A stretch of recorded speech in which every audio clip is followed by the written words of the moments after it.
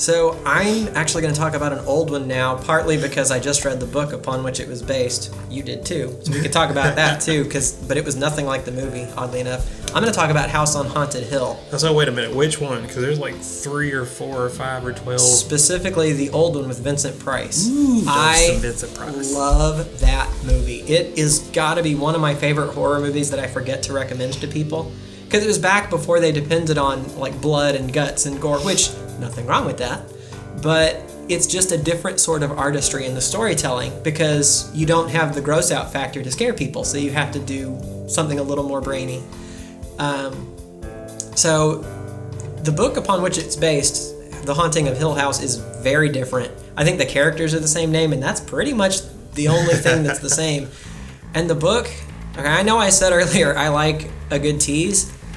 This is what I would consider a bad tease because there's like how many pages of setup that something is going to happen and so little ends up happening that it's like, why did I read this? Now, that's me being critical. The book is a classic and it feels like one and not the good kind.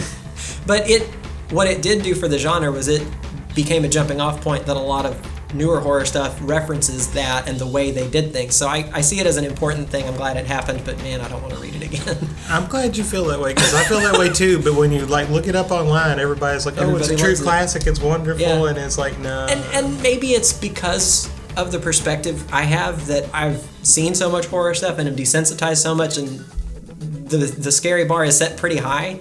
So something that's that much of a slow burn and very little happens, I'm like, that wasn't that bad.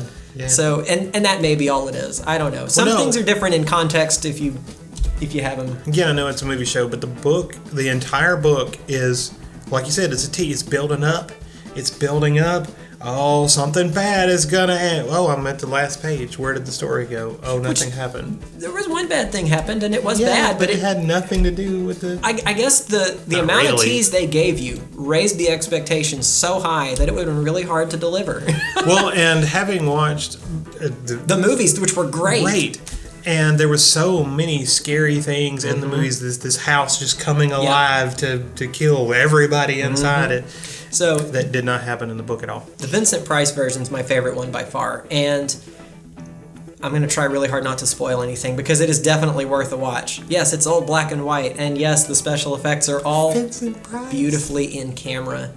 I don't know if they even used optical printers in that one. I mean, because it's just old. But the gist of the story is they're gathering a bunch of people to explore the paranormal. So they're going to this house with people who have had experiences, and the house also supposedly is haunted. So they're doing a study on, is it a real thing or what? And there is weirdness that starts happening pretty quick. I think the first or second night they're there is just like weird.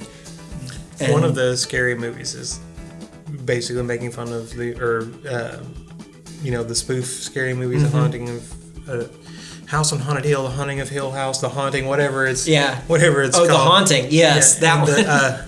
But yeah, one of the scary movies, I can't remember which one. And so as you're talking, I'm sorry, but all I can hear is, "Let me use my good hand," when he's got the little tiny. It's just terrible. I think that was Scary Movie 3. I think 2 or 3. I don't remember. My strong hand. Yeah, that's.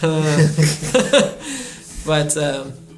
So Vincent Price is great, and I think he's got his wife there, and I think he was like the psychiatrist or something who was doing the study on the other people, and so there's just several scenes where weird stuff happens. Specters floating outside of windows, and just all kind of strange, like random organ music. They're all looking for where's it coming from. You can't find it.